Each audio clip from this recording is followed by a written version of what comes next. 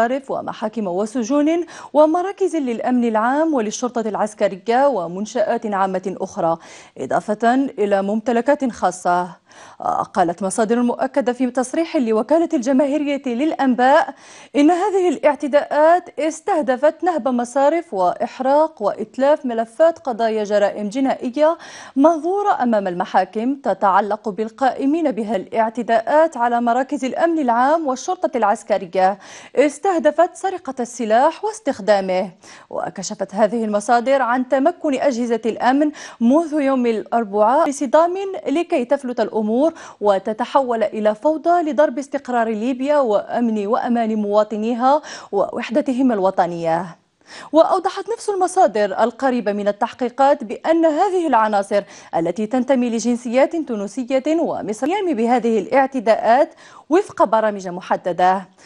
قالت هذه المصادر إن التحقيقات جارية مع عناصر هذه الشبكة التي لا يستبعد ارتباطها بالمخطط الذي سبق وأعلن عنه الجنرال الإسرائيلي عاموس يادلين رئيس جهاز الاستخبارات العسكرية.